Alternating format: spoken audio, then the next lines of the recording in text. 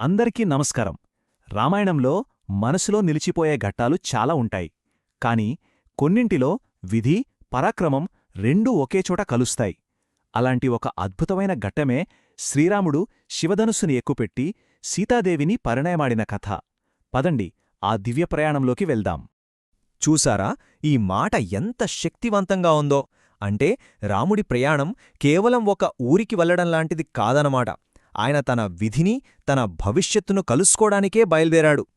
సరే, మిథిల ప్రయాణం, ఆ శివధనుస్సు కథ, వీటన్నింటికీ వెళ్లే ముందు మనమొక విషయం తెలుసుకోవాలి. అసలు శ్రీరాముడు అంత చిన్న వయసులోనే ఎంతటి పరాక్రమవంతుడో చూద్దాం. ఎందుకంటే ఈ కథ ఆయన వీరోచిత కార్యాలతోనే మొదలవుతుంది. అంతా విశ్వామిత్ర మహర్షి మార్గదర్శకత్వంలోనే జరిగింది. ఆయన దగ్గర శ్రీరాముడు అద్భుతమైన దివ్యాస్త్రాలన్నింటినీ నేర్చుకున్నాడు. ఆ తర్వాత తన శక్తిని లోకానికి చూపించే అవకాశం వచ్చింది. భయంకరమైన రాక్షసి తాటకిని సంహరించాడు. అక్కడితో ఆగలేదు. మాయలతో ముప్పుతిప్పలు పెట్టే మారీచుడిని ఒక్క బాణంతో 100 యోజనాల దూరంలో ఉన్న సముద్రంలోకి విసిరికొట్టాడు. ఆలోచించండి, ఈ విజయాలన్నీ ఆయననే రాబోయే ఒక పెద్ద సవాలు కోసం సిద్ధం చేస్తున్నాయన్నమాట. సరే, అసలు కథ ఇప్పుడు మొదలవుతుంది. ఇక్కడే మన కథ ఒక కీలకమైన మలుపు తీసుకుంటోంది. శ్రీరాముడు తన విధిని వెతుక్కుంటూ అడుగులు వేసిన ఆ ప్రయాణం, దానిగురించే ఇప్పుడు మనం మాట్లాడుకోబోతున్నాం. అసలు మిథిలకు ఎందుకు వెళ్లారు అంటే, జనక మహారాజు ఒక గొప్ప ధనుర్యాగాన్ని తలపెట్టాడు. దానిని చూడటానికి విశ్వామిత్రుడు రామలక్ష్మణులను తన వెంట తీసుకువెళ్లాడన్నమాట. పైకి చూస్తే ఇది కేవలం ఒక యజ్ఞానికి ఆహ్వానం, కాని నిజానికి అది చరిత్రను మార్చబోయే ఒక దివ్యమైన పిలుపు. ఇక చూడండి, కథ క్లైమాక్స్కొచ్చేసింది. అక్కడ మిథిలలో శివధనుస్సు రూపంలో ఒక పెద్ద పరీక్ష ఎదురుచూస్తోంది. అది మామూలు పరీక్ష కాదు, అది యోగ్యతని, విధిని నిర్ణయించే మహాపరీక్ష. ఆ ధనస్సు గురించి చెప్పాలంటే అది ఏమీ సామాన్యమైనది కాదు. సాక్షాత్తు పరమశివుడిది. దేశదేశాల నుంచి ఎంతోమంది పరాక్రమవంతులైన రాజులు, వీరులొచ్చారు. దాన్ని కనీసం కదపడానికి ప్రయత్నించారు. కాని అందరూ భంగపడ్డారు. అంతటి శక్తివంతమైనది ఆ ధనుస్సు. ఒక్కరంటే ఒక్కరు కూడా సక్సెస్ కాలేదు. వాళ్ల బలం, వాళ్ల గర్వం అన్నీ ఆ ధనుస్సు ముందు తలవంచాయి. ఇక అందరూ ఒక నిర్ణయానికొచ్చేశారు.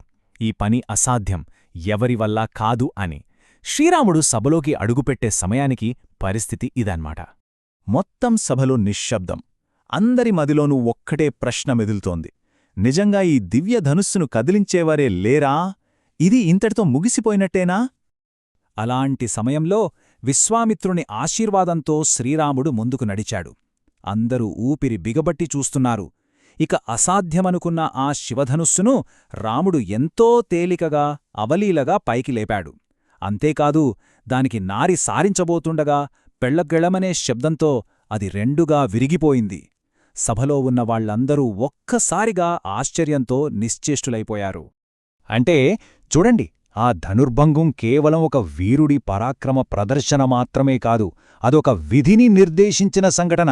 ఆ క్షణమే సీతాదేవికి కాబోయే భర్త శ్రీరాముడే అని నిర్ణయించబడింది. ఆ దివ్యకార్యంతో వాళ్ళిద్దరి కళ్యాణానికి మార్గం ఏర్పడింది.